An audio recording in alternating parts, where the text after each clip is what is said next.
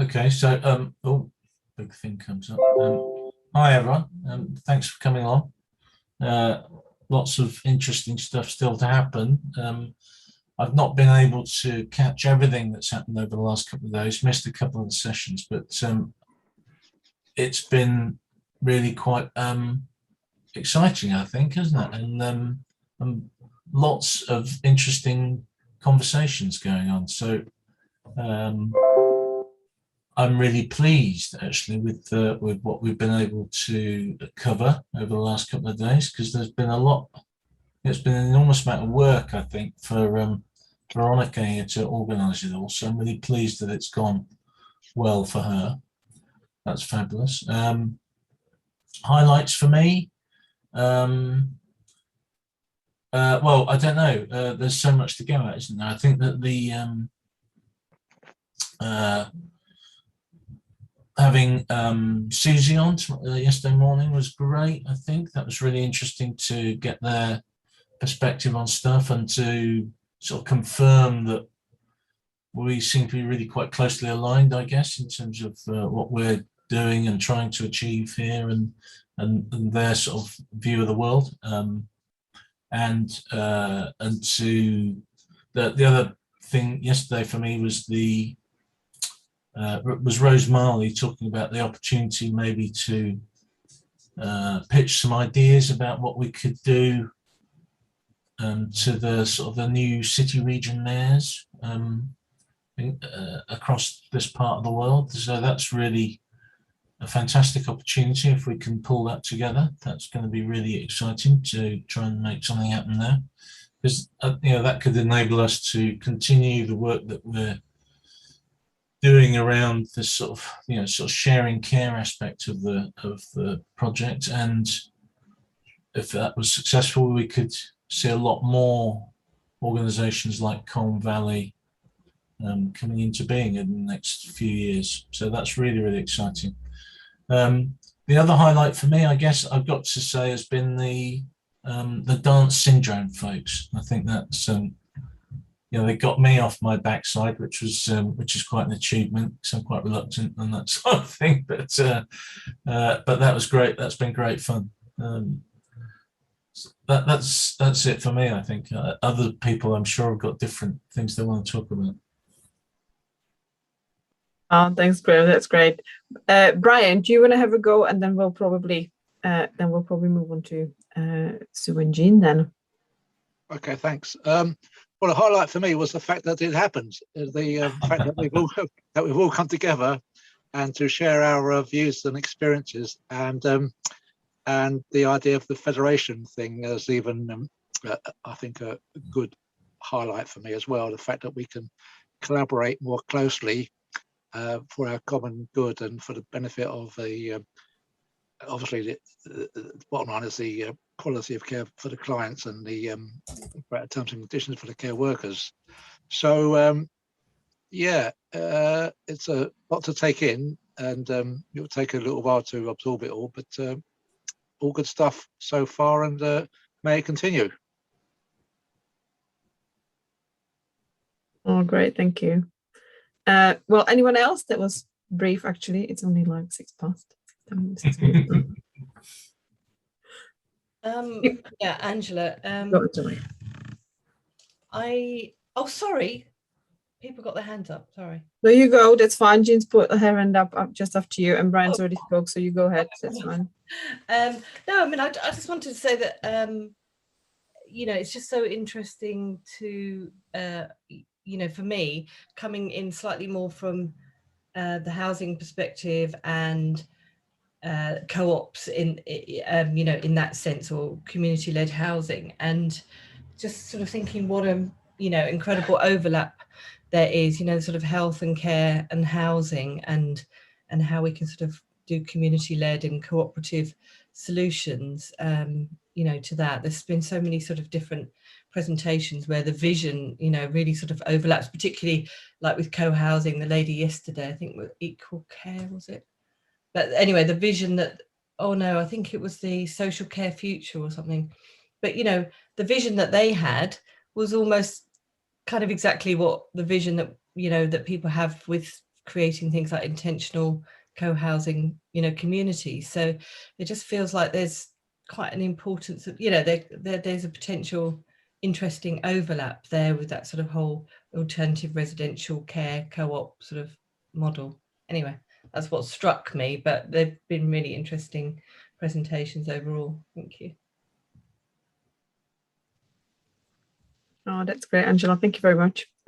Jean, do you want to tell us, and then maybe we'll take it forward into your and Sue's presentation then, I think.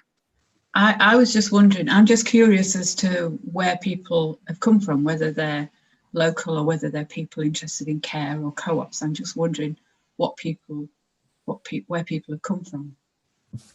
If anybody wants to say. Do you mean for today, or who's sort of joined in Well, the session throughout now? the 3 days? People that are here now, I'm wondering whether they're Okay. local or come from other co-ops or. Yeah, I mean, it's a fairly small group. Do people want to do a little quick round robin, because it is just 12 of us? So shall I just like call people maybe? So, I mean, Sue and Jean will introduce themselves. You've heard all about me. I've sort of had my face on for the last 2 days. Neil, do you want to tell us where you're based and why you're here? Yeah, well, I live in the Royal Forest of Dean in Gloucestershire. I'm a past district nurse.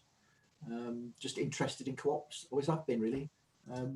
My emphasis, or I'm a PhD student, and for my masters is looking at marketisation of social care, specifically on cooperatives and the effect that that's having on cooperatives and social care in a wider perspective. But yeah, the PhD stuff really is just looking at the values and principles of the co-ops, and do they really make a difference? Do they really make do they make a difference to the care that's delivered? And what is it that people that work and operate them, volunteering them, how does it affect how their everyday life, I suppose, and the longevity of co-ops? I think at the end game is I'd like to produce some kind of toolkit, if you like, to ensure that co-ops remain co-ops. I mean, I've had that conversation many times with Graham, or a couple of times with Graham, and I think he's got it spot on. Small is beautiful.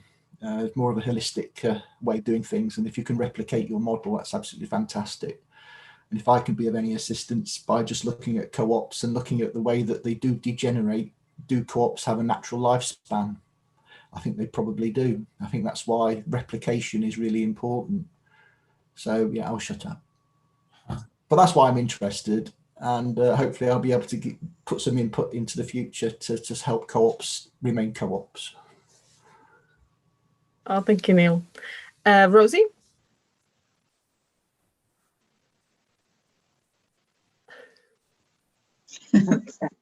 Sorry. Yeah, I've been aware of the Care Co-op for a while, and in a previous life I was a social worker working with old people with mental health problems, and I did that for many years. Before that, I actually worked in co-ops in a community printing co-op, and also a whole food co-op as well. So I kind of combining the two sounds absolutely great, and I'm interested to see how far things have got so far. And I'm involved in supporting my mother-in-law, who's 99, and so yeah, on a personal level, that's interesting too. Okay, she doesn't live in the Colne Valley, but if Small is Beautiful moves to Almondbury, fabulous. That sounds grand. Okay. Thanks a lot, Rosie, for that. Stuart? Hi. So I live in Slough, so in the Colne Valley. So I'm involved in the co-ops. Not in care though, really, but it's because where I live that I got involved in it, and I'm involved in Radical Roots network of co-ops, specifically Rootstock, which raises money to housing co-ops. Yeah, that's, and I also put some money into the share offer as well. I've got Graham on screen next. Do you want to tell us who you are, Graham?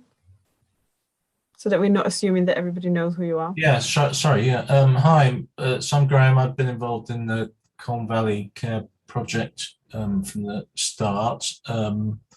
And I've had a long-term interest and affiliation with cooperatives and the co-op economy, going way back to the 80s when I was just a slip of a thing, fresh out of university, and set up a workers co-op in Southampton where we did sort of design and marketing-y sort of things. And sort of got the bug there and never managed to shake it off. That's me. Right, thank you for that. Brian, do you want to go next? Yeah, thanks. People are talking about keeping it small. I think that's probably because people fear if it gets too big, it's going to get bureaucratic and going to lose its ethos and etc. But I think the motto should be start small but think big, because obviously the bigger we can get as a social care co-ops, then the more people we can help. And as long as it's always bottom up, democratic controlled, and we don't get a top-down bureaucratic elite at the top, that's the thing. And as long as we always bear that in mind and keep it so that the care clients and care workers always have the biggest say, and they don't become too dominant and bureaucratic, then I think it'll be better. And so I think yeah, start small but think big is I think my motto. Do you want to just tell us where you're based? Oh, sorry, yes. Yeah, okay. We're in the London Borough of Ealing, a very big, very diverse borough in West London, and we hope to spread and help other people in other boroughs. We're in touch with a group in Hackney in East London, and yeah, today Ealing, tomorrow the world. So yeah, that's where we are. We're in the big smoke, as they sometimes call it. Great, thank you for that, Brian. Sandra, do you want to tell us where you're based? You're still on mute, sorry. Try again, there we go. Based in Newport, but that's Newport, Pembrokeshire. We're a small community, the smallest town in Wales. And we're working with other communities in the Preseli, Pembrokeshire area to try and set up a community-led care cooperative. And we're working with the Co-op Centre for Wales, who are preparing a lottery bid for us, the first stage funding for 2 years to employ a development officer. But we're at very early stages. We've got a lot of support from a bit higher up from the local authority and the health board, and they're enthusiastic to support us. And we're trying at the moment to spread the load from the organisation that I represent, which is a community forum, to other local communities in order to prepare this bid, to make it look as though it really is community-led. But we're at the very early stages, and that's why I'm here to learn. Great, thank you very much. Wonderful. Abe, do you want to tell us how you joined up? You're on the move now, but yeah, can do. Yeah, sorry. If I dip in and out, it's because I've got 2 children rampaging the house, so you'll have to bear with me. But so I'm Abe. I'm the community operations manager for the CCCV. I've been in the job since April. My background is in learning disabilities and in kind of social work. I'm not as a social worker, but working in social work teams. And then from then into other people's, and then into the co-op. So that's me. Great, thank you. We've had a couple of people join the call just now, so I'm just going to say that we're doing a round of brief introductions, just saying where we're based and why we've joined the call. And we've not heard from Angela, Alex and Lionel. So Angela, do you want to go next, maybe? We've heard a little bit from you, but yeah. Yes, I think I'm in a completely geographically different part from anyone else at the moment. I'm down in Kent. So, and as I said, my interest is more in, because I'm involved with co-housing, it's sort of very much got that sort of mutual support aspect of housing. So I'm kind of interested in, in that cooperative model of how you can sort of maybe do even a little bit more than is being done at the moment by understanding, how others are doing what looks like, much more complex care on a community-led basis. Thank you. Great, thank you for that. And how about Alex? We've seen you earlier. Where is it that you're based? Hi. Hi. I am kind of on the peripheries of the Ealing Care Co-op. My husband's more involved with it, but I have been a direct payments user for 17 years, and now I'm on a continuing healthcare budget, so I still employ directly my own PAs. So I'm very interested in looking at different ways of doing it. I chair the direct payments group in Ealing, and I also chair the North West London Wheelchair Services group. So I'm just really interested in seeing different ways of doing care, and yeah, that's me. Brilliant, thanks so much. That's wonderful. And then Lionel's, right, where we'll close and then hand over to Sue and Jean then. I'm trying to assert my own identity after being married to Alex for 25 years, so I've decided to sit in a separate room.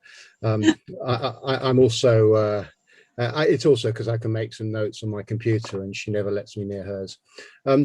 So I'm working with Brian and a few other people here in Ealing to get the Ealing Care Co-op underway. It's been a really long haul, lots of talk. The group is pretty good. We're all, most of us have got personal experience of people receiving help, getting help and support, but I think we lack some industry experience. There aren't people really in the group who've got commissioning or business experience in terms of social care, so it's feeling quite hard to get things together, but things are beginning to move now. We did a feasibility study at the end of last year. I don't know whether Brian mentioned, and next week we've got another meeting. We haven't met with him for a while now, Kerry, the director of adult services, so we'll see how helpful he can be. So great to be here. Thank you. I mean, just like Jean, I'm so glad you asked it, because we sort of, the Zoom thing, everybody's a bit fatigued and whoever's had to work on it has been really hard. But the fact that we were able to join in and do this together online, I sort of doubt we'd be able to come up with such a breadth of, area cover. If we were to do it face to face, we wouldn't have the capacity to move around as much. So I'm so pleased that we actually heard this, and I will keep it quiet now, and I'll hand over to Sue and Jean for sharing an update about what we've been up to then. Hello everyone. I'm going to try and share the screen for our presentation. Not done that before, so that could all go horribly wrong. But if it does, then Graham will show us how to dance. I'm Sue Richards. I'm the nominated individual with the with Colne Valley, and Jean will be able to introduce herself.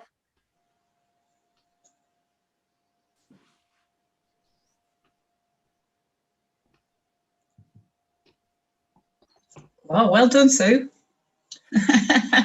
Oh, phew. Trickiest bit. Yeah.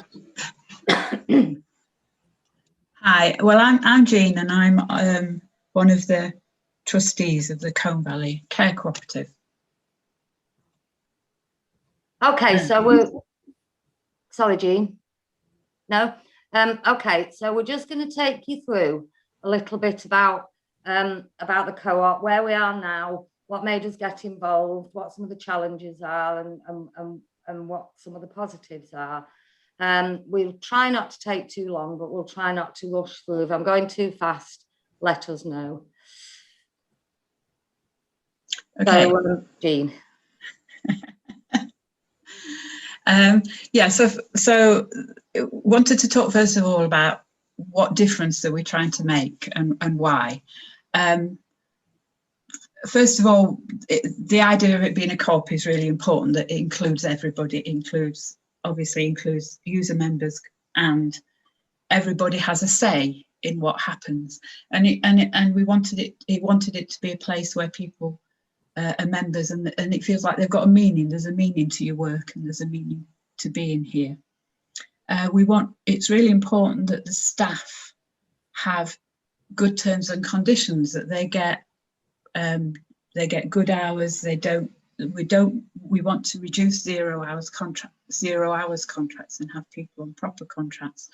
We want to be able to give holiday pay, sick pay, and just make people feel really valued, so that they, I think when people feel valued, then they do a better job. And again, we want them to be included. For user members, it's really important that we wanted people to have care that feels right, not just people popping in and doing 20 minutes and going out, but care that makes them feel cared for, care that is personalised to their needs and that they can feel in control of. And again, we want them to be included in it all, so that they can be included in making decisions. I'll talk a little more later on about that, yeah. Okay, so there's a little bit now about why Jean and I got involved. I always joke that somebody said to me, the co-op are looking for a nominated individual, and it was just going to be a little bit of work. And anyway, it's not proved to be like that for any of us, really. This is hard. You know, there's no point getting into it if you don't think this is going to be hard.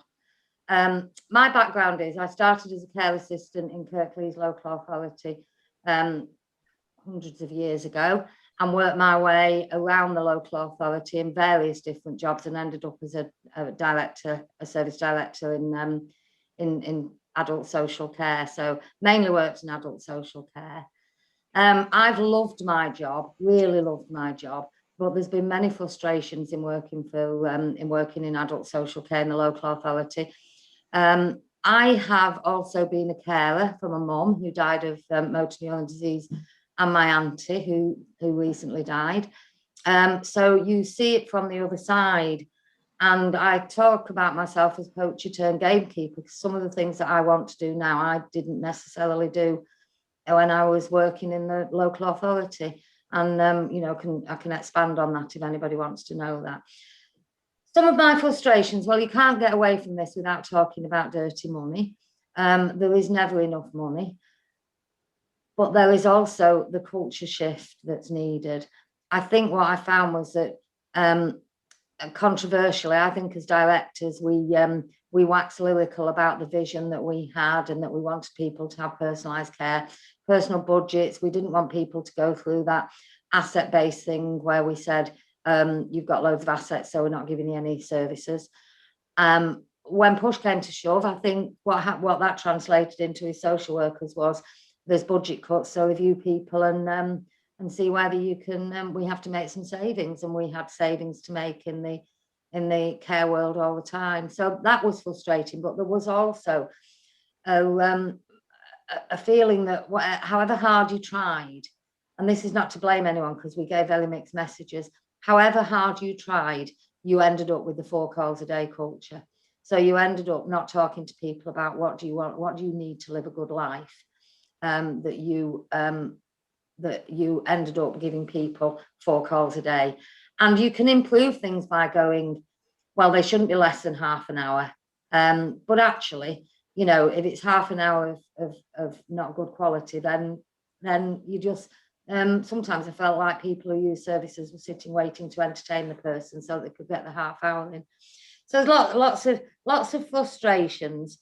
I did also then end up in the latter years of my career managing loads of community stuff, so libraries, registration, things I knew nothing about. But the community stuff was really interesting, and we tried very hard to do that community development, but targeted around prevention, so supporting people to get the most out of their life so they were less likely to become dependent.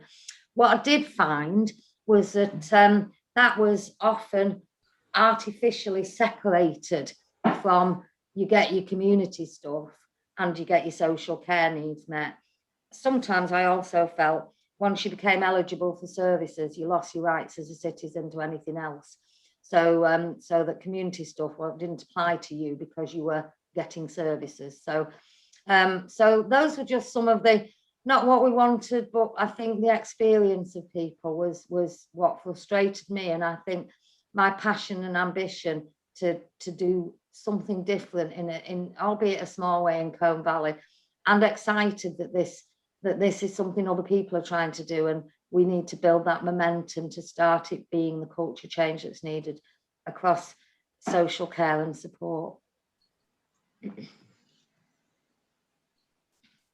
Okay. I'm not experienced in adult care like Sue is. My background is in teaching. I taught children with learning disabilities. So it's a different background, but a lot of the things are the same, particularly about being person-centered. In my work, it was really important that we treated the children as individuals, and we communicated with them as people in their way, whatever way that was, and that we followed their interests and their needs. And I think the same applies in this situation, in that we're trying to work out what people want, what they need, and what will help them have a fulfilling life. I've also got a mother who's 93 now, and she needs an awful lot of care. It becomes more and more over time, and she doesn't live. I live about an hour away, so we've had to use care agencies along with family care, mix the two together, and sometimes it was okay, but and some of the staff that worked with her were really lovely and really cared, but at other times we had people who there were times when my mum would get people turning up that she'd never met before, and that didn't know her very well, and she was actually quite complicated, and sometimes it didn't go very well, or we'd get people that were just there,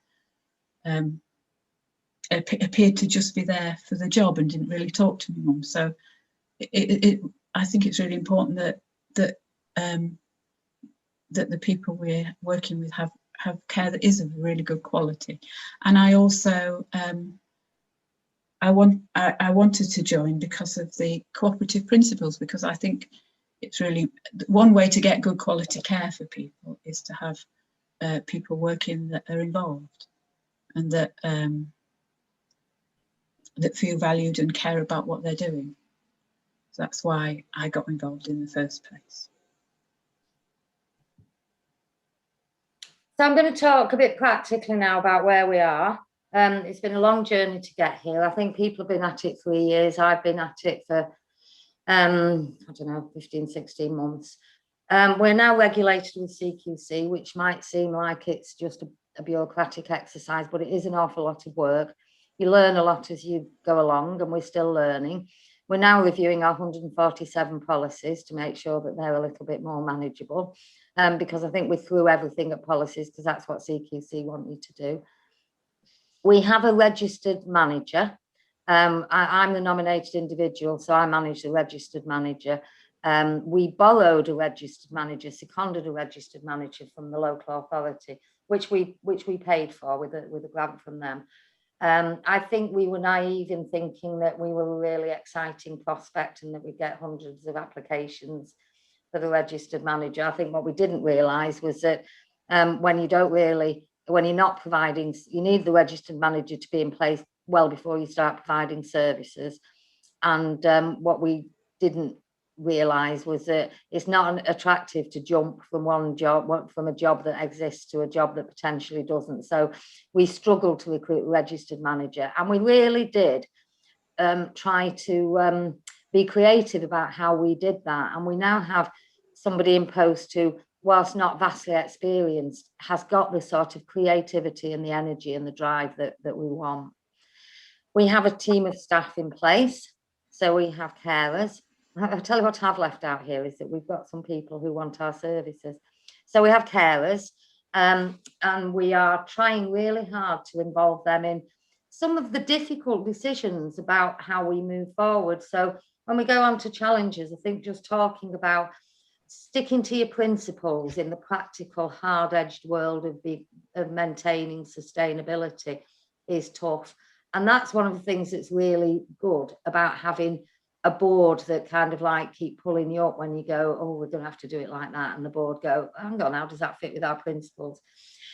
We have a finance and admin person in post who, again, is it has got the right level of flexibility to not go, oh, I'm not sure that's in my job description. We all do what needs doing, basically. I think one of the things where we've tried to be creative, and it has cost us, and we probably won't, we don't recoup any money from this. We've appointed the community manager that Abe's on the call. And that's about trying to ensure that we get that, we stop that divide between how you want to live your life in your family and community with what are you eligible for in terms of services. That's much easier when you've got people who self-fund, but when people are funded by the local authority fund a certain set of things, and then, you know, then it's up to you to try and find ways of building a life around that. So that's something that we had a big debate about, because we're definitely not flush with cash, and we decided that, I think some of the conversation was around, if we don't have that going on, we are just another home care organisation. So I think there's some things that make us different are that we're a co-op and we want to be inclusive. But that you know, I've really been inspired by that. The passion that made me want to join was this thing about not about helping people to live a life and not just become somebody you chuck a butty at lunchtime. We've got policies and procedures are functional, which as Jean, who's trying to review them at the moment, might say they're dysfunctional. That's an awful lot. we did belt and braces with it, so I think 147 seems a bit over the top, but well, they're there, and if CCCV want to see them, but if you have 147, it's highly unlikely you'll ever get them out the drawer, I think. And we are operational, so we are now delivering services between 7 in the morning and 10 in the evening, and that feels great. Once you push the button on that, that feels like we've achieved something. We're still quite small. I think we've got about 8 people using our service at the moment. We are doing lots of marketing to improve that. And I will talk a little bit more about that when we talk about the challenges. Hang on, where am I going next? Okay, so have I missed anything? Yeah. So the challenges, as I've talked about, recruiting a registered manager was a challenge for us. It's an interesting point as well about once you recruit a registered manager and staff, you start spending. And when you start spending without generating any income. So the only way in which we've been able to achieve this is through our community share offer, which we were absolutely thrilled about the level of interest that we had in our community share offer. And without the support of mostly local people, but not all, we wouldn't have been where we are today. So we started off with in the community stuff being an anchor organisation, which the local authority asked us to. The anchor organisation is about supporting the mutual aid. It was the thinking thinking about anchor organisations came well before COVID. And then when they actually put it into operation, COVID hit. So the actual function changed. But the idea is that you, as an anchor organisation, you support social prescribing. There's no point having lots of social prescribers if you haven't got anything to prescribe. So it's about trying to generate that community activity that will be beneficial to local people. And so that's about people that we provide a service to, but it's also about preventative. So, you know, my firm belief is if we invest energy in people, they are less likely to become dependent. And whilst legislation can be frustrating, that's one of the good things about the Care Act is it talks about investing in preventing people from getting that dependency. The real difficulty between the balance of availability of staff and user members. So you don't want to have too many people wanting services you can't provide, otherwise you lack credibility. You can't have too many staff, otherwise you've no work to give them. And you end up with perpetual 0 hours contracts, because we could have 100 staff and not really give them very much work. So that balance is one that we'll have for a long time whilst we're small, I think. What we have found is that there are some people want 10 hours a week, some people want 16. 16 is a really interesting one because that's tied up with benefits. Some people want full time. We can't give everyone all of that at the moment. We talked to our first 2 staff about having guaranteed hours. One of them doesn't want that. They're quite happy to work with us, to work when we want them to work. They can refuse it. They rarely do. So we've learned about what it is that motivates people, and I think some of our thinking beforehand was it's got to be this way, but we've been flexible according to how our staff want, but that has to fit in with, primarily it's about making sure that we've got good quality services at the time that people want them. Cooperative working is a challenge. I will say that, and Graham might sack me when I've finished, but you know, working in the local authority, I was always kind of like to talk to people, but then make a decision. When you work in a cooperative way, there is a lot more talking. Things take an awful lot longer to decide. It's a more built on sounder foundations when you get the decision, but I won't go back to the long discussions about biodegradable gloves, which went on for a long time, and we didn't have bothered really, because then COVID came along and we just get what we're given by the government, but that we didn't know that at the time. But so cooperative working is a challenge to keep at it. I think the other big challenge I find is maintaining our principles. So, you know, we don't want to have people, we want to give people guaranteed hours. At the moment, we're not doing that. We're working with our staff very closely to be flexible with them, and we will give staff guaranteed hours in the next few weeks. And not all of them want it, as I've said. And then charges, just getting down to dirty practical stuff. One of the things I hate is that we charge self-funders more than we charge people who come to us for a direct payment. We try really hard to be flexible about that, but that means that there might be an unfairness in our flexibility. So an example of that is if you have an hour's call at 11 o'clock, then that's not peak time and it's an hour's call, so you've got less travel time. So we're trying really hard to make sure that we adapt to the hard business situation in a way that seems to fit with our principles. But there's a lot of heart searching goes on about things like that. But in the end, if we don't make it sustainable, we won't be operational. And just to say, it's been a steep learning curve. What we thought might happen isn't always what happens, and you have to slightly shift. But if you've got those principles that govern what you do and set you some parameters, then that helps with the learning. Jean. Okay, so yes, there's been quite a lot of challenges, but there's also been some really positive things come out of it. We've had some overwhelmingly positive feedback from the user members. I think some of they can't praise the staff enough. They noticed a difference in the in the quality of service they get, and they're all very happy with it. And it's the same with the staff, actually, that they all do report that they feel valued. And so what that means is that some of them are starting to take some responsibility as well, because they feel valued and they have some commitment to the service. Then they take on, if things need doing, they will take it on and make suggestions, and so they'll go a bit beyond their role.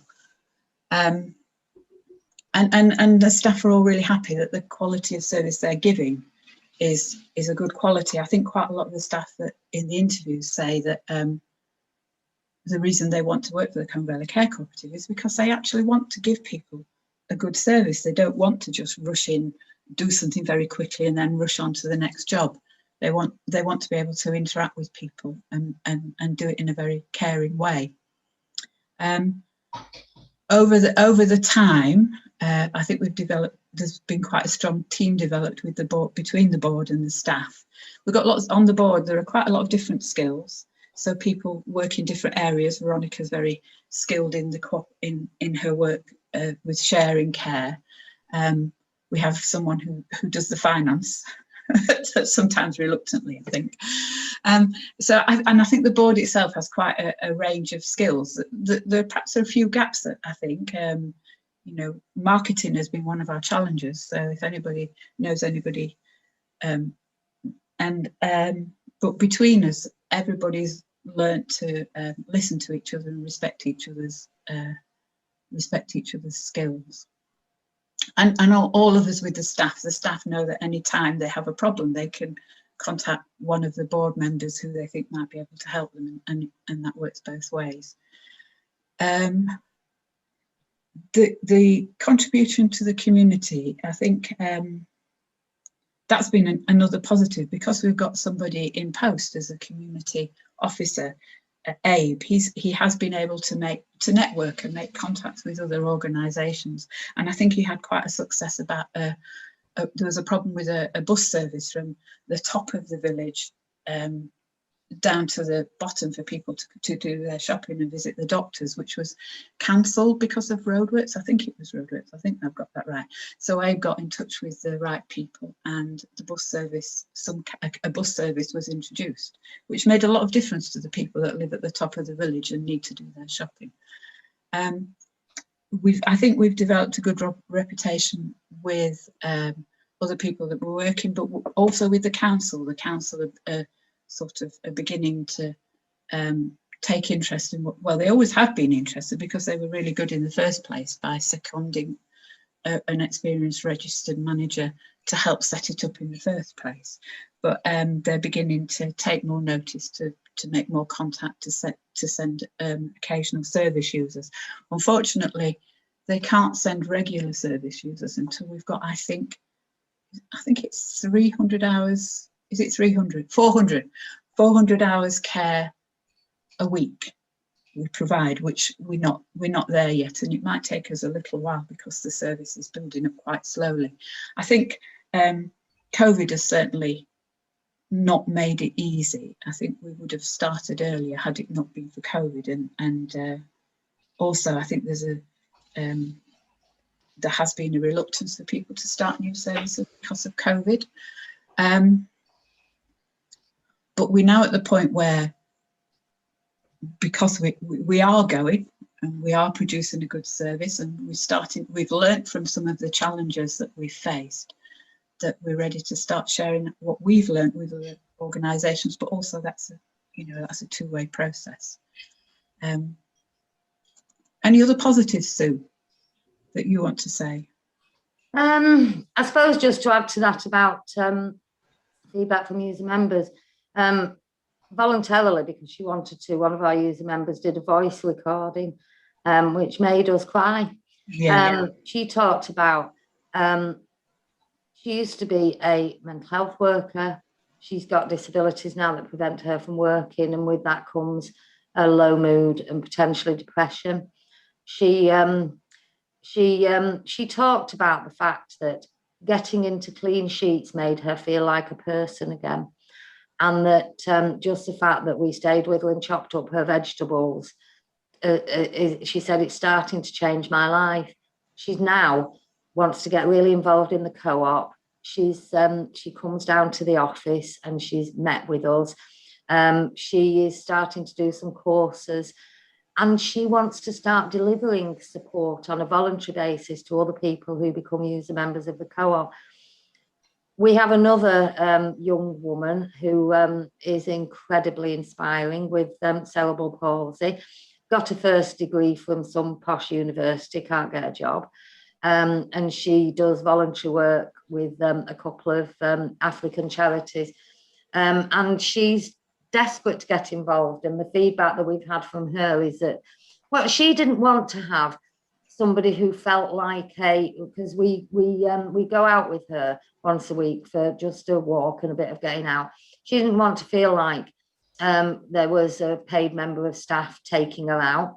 It is a paid member of staff who takes her out, but it's always the same person. It's a person from our staff team that she chose, who she could feel was she had a friendly relationship with. So there's some really those things make it worthwhile. And I don't want to get too emotional about it, but for me, those little things just make it worthwhile, and that's why we all carry on doing what we're doing.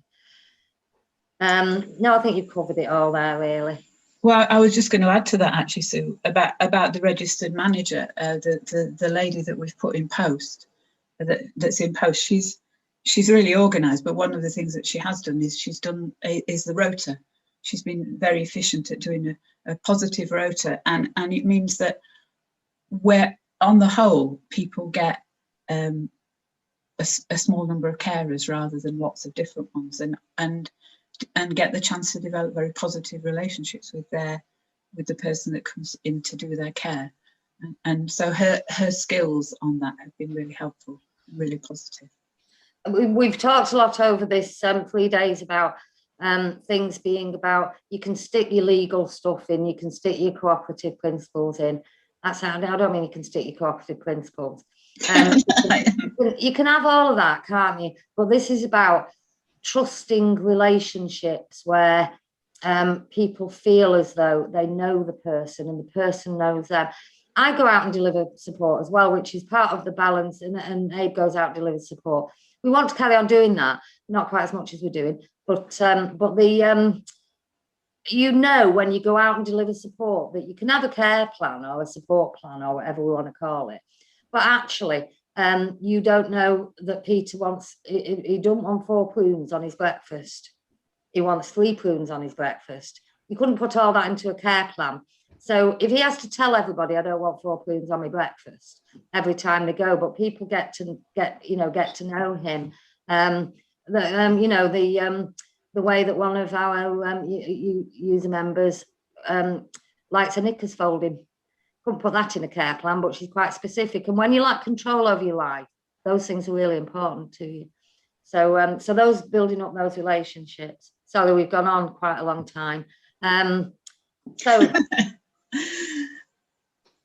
I just did a very, very cheesy ending, really, to say that I think what we're doing is we're providing a good service for our user members. They're very happy with it. The staff are very happy. And we do have to say that it is improving all the time. We are having to learn and we are improving all the time, which is a good thing. Thank you for listening, everybody. Now I shall start trying to stop sharing. Quite easy. Yeah, any questions, anybody, or comments or things you'd like to say? Thanks, Sue. That was brilliant. Thanks, Jean. I'd like to say something very brief, really, just to add to those positives. I think that for me, what is a real positive is that we've established a sort of base camp, if you want, a platform that we can build some more exciting stuff on top of, I think. And I know I'm a bit of a magpie type character when it comes to this sort of stuff. I'm always looking for the next shiny thing, and that's not always such a good thing. But I do think that this is a really important step forward, and so I think that's really, really positive.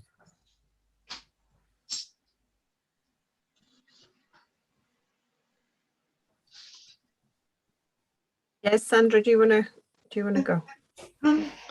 You said you have the share offer. What other funding supports you or has supported you? I think I'll try and answer that, but there might there was some. We had a grant from the council to keep our regulated manager for the who was with us until we recruited a regulated manager. So they gave us a grant, and then we used that to pay them for her. We had the anchor funding, which was quite small. What else, Veronica or Graham? You go further back than me. Well, we Right. Cool. okay, cheers. We've had we had a separate funding from Power to Change to be able to sort of work more around the learning, really, because one of the things we hear from others is as well, you can't really run the service and like be sharing the learning at the same time without additional support for that, because that wouldn't be possible. We can't be sort of asking our frontline staff to do that. And then we've had smaller pockets of money with around the I've just lost it.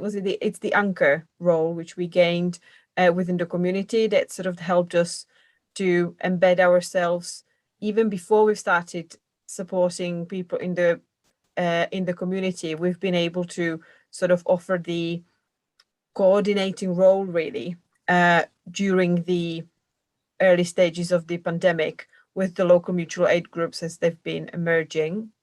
And then we've had a couple of smaller pieces of funding which sort of helped us here and there. And one of the roles I would probably also mention is that because we've had bank accounts set up fairly early on, we've been also able to hold money for other smaller mutual aid groups where they have not been constituted and have not had sort of logistics to be able to accept grant funding. And that's been also really appreciated, even though that doesn't seem like a big thing for some of the groups where they've been able to apply for funding and receive funding, but not have been able to financially manage that. We've also done that for others. So that's been pretty good. I'm amazed that you've achieved so much. I'm very impressed by it all. Can you tell me the 400 hours, does that apply just to your local authority, or is it something that's quite general? I think that's particular to our local authority, but a lot of local authorities they've had ages ago, and I was part of it. We moved to block contracts when we outsourced the directly delivered home care, moved to block contracts. That was financially really efficient, but took away all choice from people, because you get what you're given by whoever has a block contract. I think our local authority are moving away from that now, into a system where you have a set of preferred providers and people can choose from those preferred providers. So I think there's a recognition that things need to change. But as I know through bitter experience, it's like turning a great big tanker around in the local authority. The idea that you have in 2000 sometimes becomes operational 4 or 5 years later, and COVID doesn't help that, obviously. But I think you will find that that type of thing, I get it in a way, because what they do want to do is to make sure that they've got an organisation that's not going to fold at the drop of a hat, because if you've got somebody very dependent on the level of care that they get in their own home, you need to make sure that they've got a track record of delivery. What the 400 hours does do is it means that it's really hard to stay small. Because I think, as I said yesterday, if we decided to move into Almondbury, we've had lots of referrals for services outside of the Combe Valley area, and we stretched it slightly.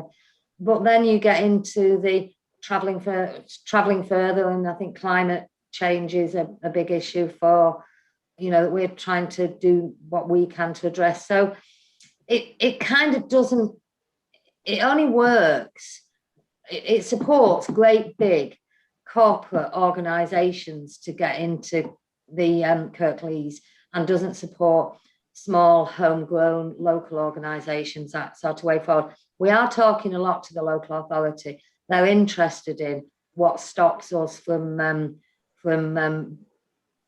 would stop us from being viable. Can I ask just one last question? Why are you doing this? Why are you sharing your information and experience with other people? Is that a silly question, or are you funded to do it?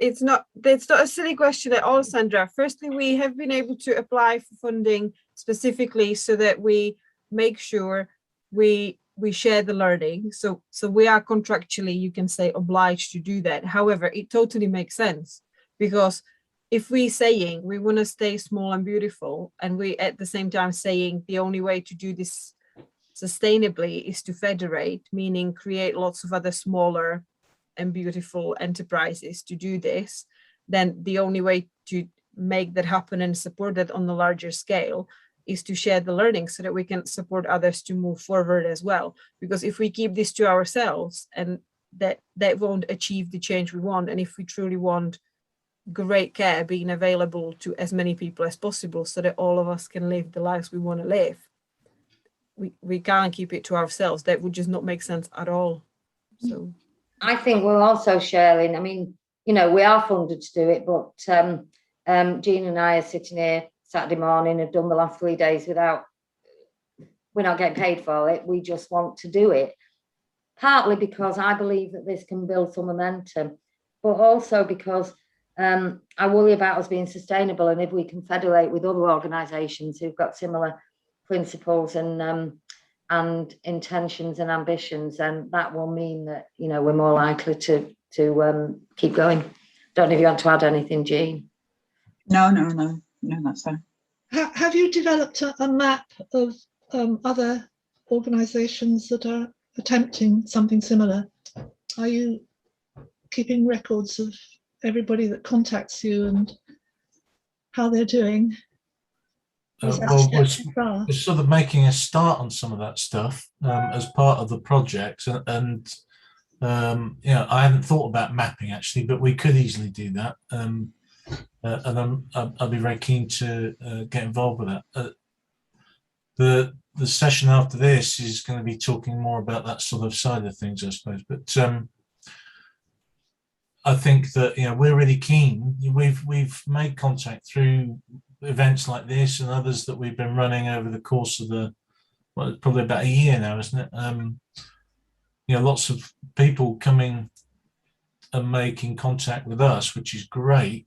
And what we've seen from that is that there seems to be real interest and a sort of a latent demand there, really, for doing the sorts of things that we're doing. So that's one of the big motivations, for me at least, about that whole thing about sharing is, you know, it's taken us, what, 3 years or something to get to where we are. And if we can help other people to do that a little bit more quickly and make maybe a few less mistakes than we made, then that's all to the good.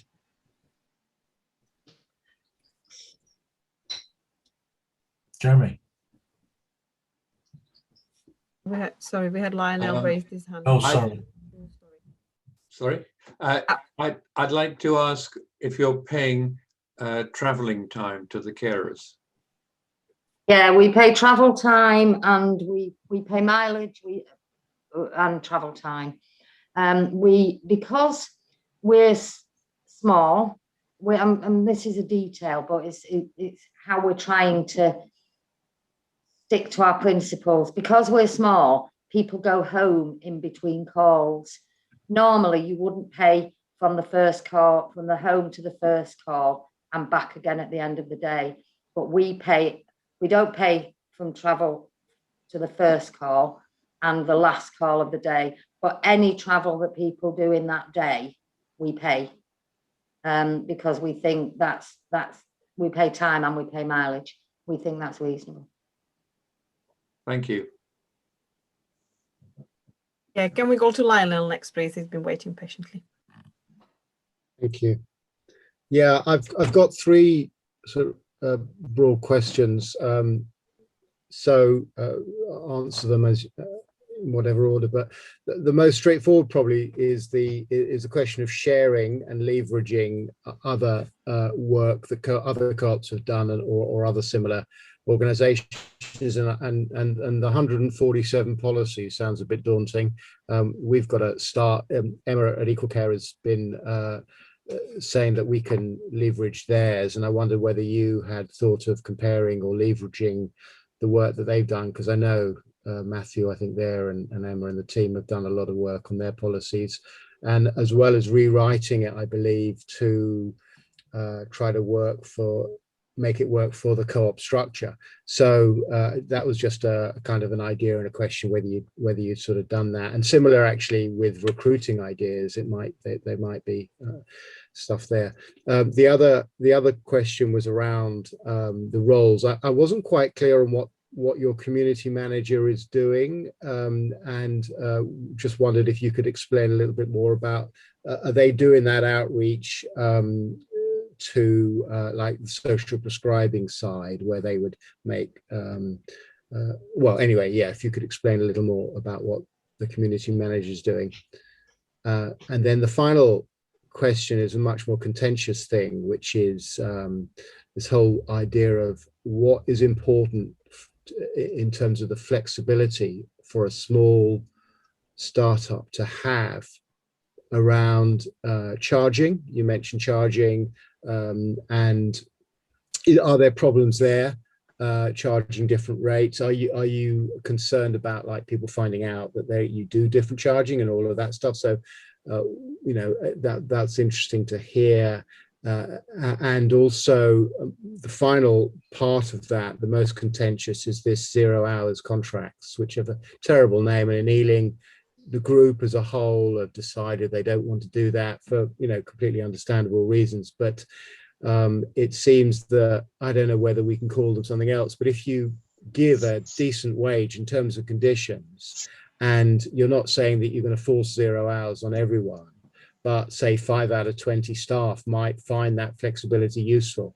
Have you reframed that offer and that contract, or, you know, when I say contract, I mean agreement between those people who want that flexibility and the decent wages, but not having, you know, fixed hours and stuff, and making that work between the political and the practical. I'm interested to hear what your thoughts are.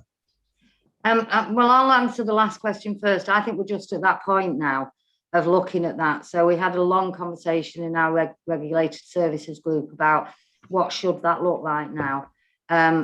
We are somewhere between forcing 0 hours contracts on everybody and giving everybody guaranteed hours at the moment. And I think it's about talking to the people about what's important to them. I think there's all sorts of practical problems when you start to think about that. Do you contract them at your plain rate, or do you contract them a certain number, and then do you pay them the enhanced rate they get at weekends and bank holidays at the end? So I won't go into all of the practical problems, but there are practical problems. I think we are at the point of doing exactly what you say, which is to I mean, reframing is a dangerous thing, isn't it? Because sometimes you can reframe it and call 0 hours contract something that sounds really nice. But I think what we want to do is that we want to we want to learn. I mean, we've only got, I don't know, we've got about 6 or 8 staff.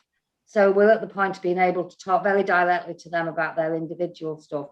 What we are going to then do is to do a proper formal consultation, as you would, to formally consult people about what it is they want, and to try and put that try and write it down in a way that's understandable for people. So that's as far as I can go with that. The thing about charging, yeah, we're terrified that people will find out that we're charging different rates. And again, we're at the point where we've learned that it doesn't work to charge everybody the same, because we couldn't make it work. We have to have some different rates.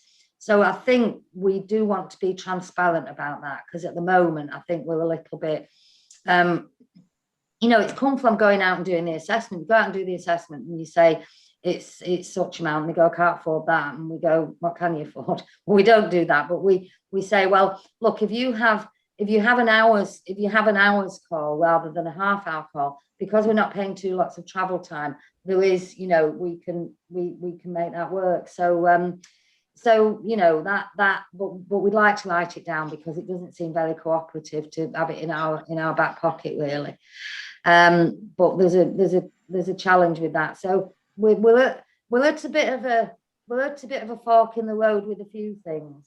The community manager, the idea is, and there's a tension between, are they building community capacity generally for everybody in the Colne Valley, or are they just working with our user members to help them to get an enrichment of some sort in their life? Somewhere between the two, I think. We can't, you know, we're not community development. It's targeted community development.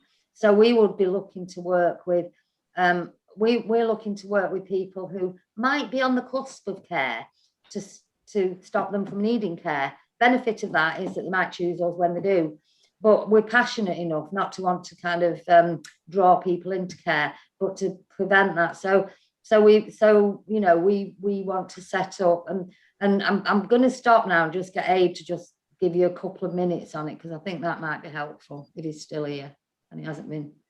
Yeah, I'm still here. So, I mean, it's a challenge that kind of we're trying to work out, because like Sue said, the difficulty is, do we build community capacity for everybody? And that takes vast amounts of time, resource, and everything else. And because we've got this anchor kind of role, that's part of it.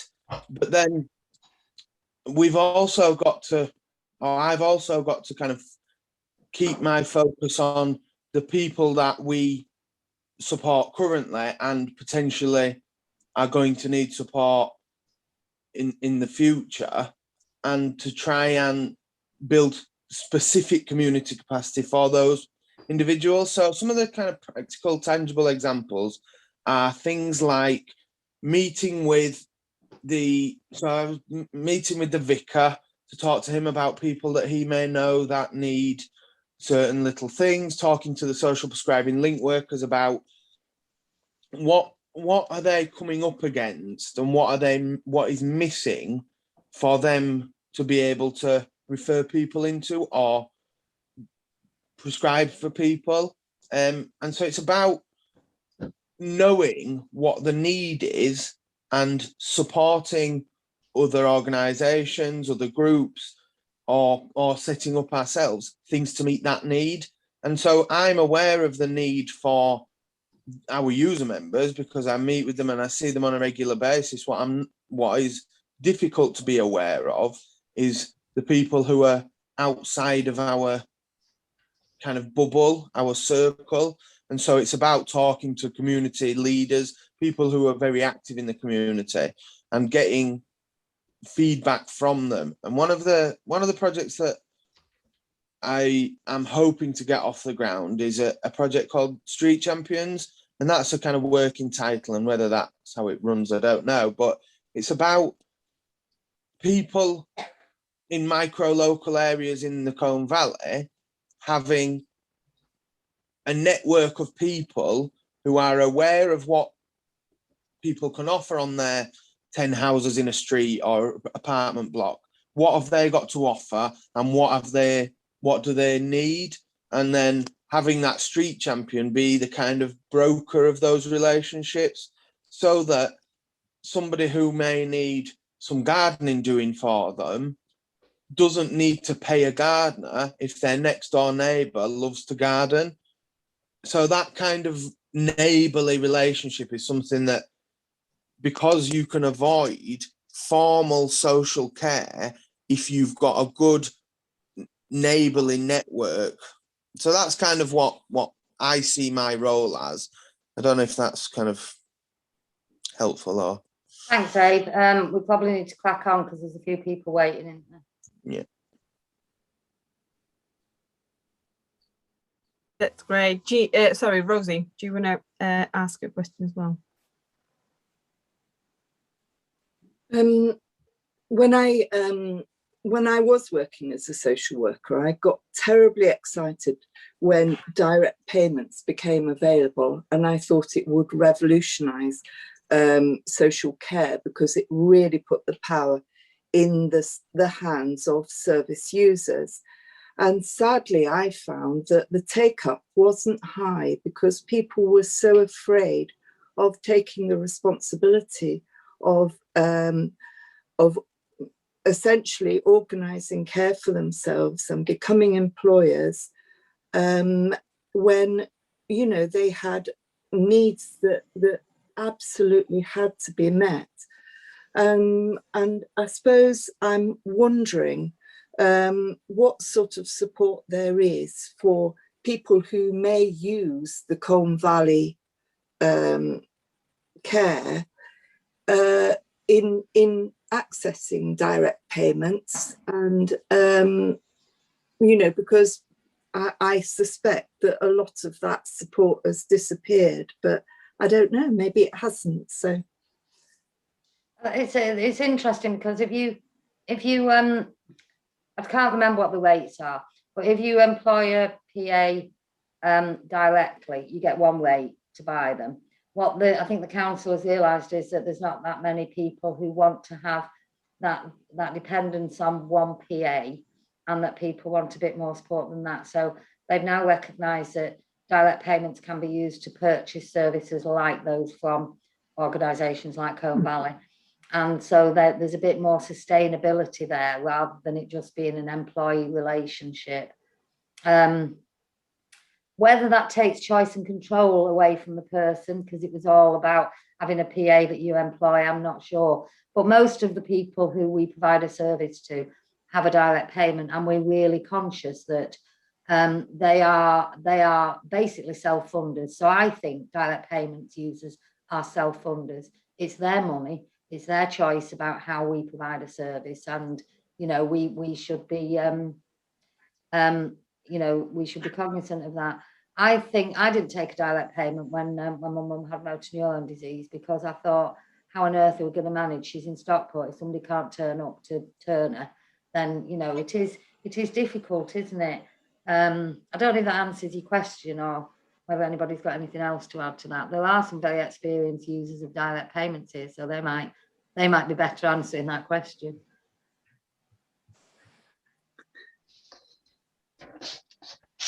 As I understand it with direct payments, I don't know whether it varies from local authority to local authority, but I'm not sure that it does.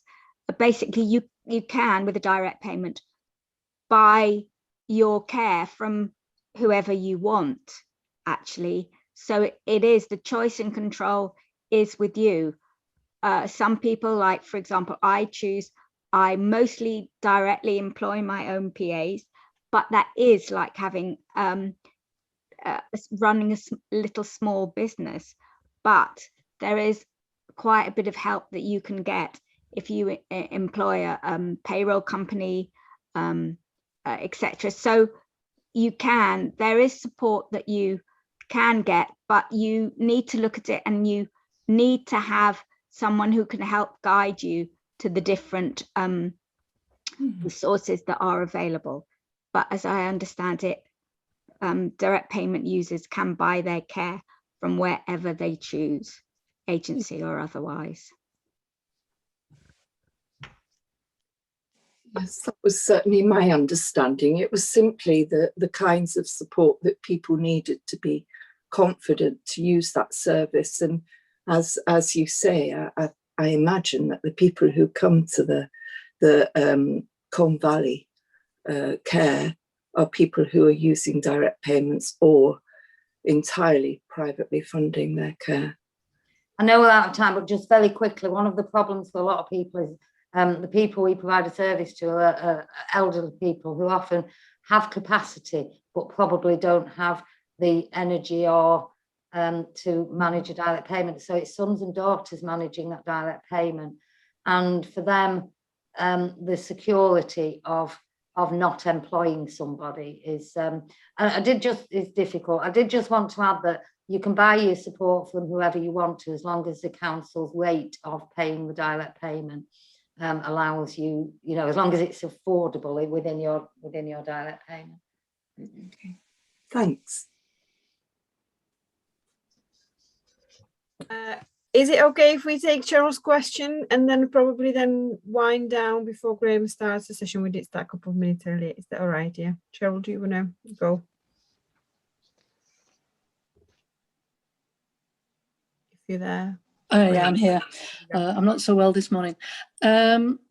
It's a point really rather than a question about direct payments. Direct payments, a lot of the work that was done on that was done by Simon Duffy, who's a very good friend of mine, and he's in a co-op now, the Citizen Co-op, and we are going to be doing some work together about direct payments because there are pros and cons, some of it already being stated, and there are cooperative ways we think of working with direct payments. Now we've seen the response to them, both for people who receive direct payments, but also one of the bigger problems with direct payments is because it's individualized, it's very easy to be reassessed and to lose some of that money as an individual, because we now have something called strength-based assessments, and it's a bit like PIP in that they say this is not about your condition, but how you manage your condition, and you're now managing this well enough for us not to need to give you as much support. So there's a precariousness to direct payment, as well as some difficulties for some people to self-manage that. And that's about a lot of things, whether you've managed external kind of budgets before and you lack confidence to do that, and maybe skills, but also so there's a lot of issues is what I'm saying. So given that we're doing some work now on that, be happy to include anybody from Colne Valley that wants to be part of looking at direct payments and making them more cooperative and seeing how we can work with them. And one thing, and this is top of my head stuff, and obviously we'd have to talk about it more fully, but one of the things that I've been thinking about is if you look at childminding, for instance, the statute around childminding and around home care is very, very different. But in essence, a lot of the stuff around it is the same. So one of the things that Colne Valley could look at as a hub would be that you have different types of relationship with the carers than just direct employee. And you could be kind of a facilitator of a collective of people who have direct payments. Do you see what I'm saying? There's a lot of ways around this where the support that comes from Colne Valley and others can help to ameliorate some of the problems around direct payments, because an element of that could be almost like to unionize, so that if you've got a collective of people with direct payments, if they're brought in for reassessment and they're starting to lose packages, then you become an advocacy and a voice and a support system to that as well. So yeah, there's a lot of work to be done still around direct payments, and happy to include you in as much or as little as you want. Thank you. That sounds great, Cheryl. Yeah, I mean, it strikes me that there's a clear opportunity in that area if we can get something together that makes everyone comfortable about it. Wonderful. I think we're there, I guess. Oh, sorry, did anyone else start to say anything? No, okay. Or Sandra, do you? Yes, could I just quickly say that in Pembrokeshire, I don't know whether you've heard of Solver Care, but they did a project looking into becoming facilitators for direct payments. They didn't have a very positive outcome, but that research exists, and I can send it to you if it's of any help. I will. That sounds really interesting. Cool. So thank you, Jean and Sue. That's been wonderful. And thank you everyone for asking questions and being part of it, because it also like helps us to get a sense of what matters to people who are involved with us as well, so that we also focus on things which matter to others, sort of beyond what we're doing every day. I wonder whether we take a short break now. We've got Graham's session starting at 12:30. So I'll pause the recording.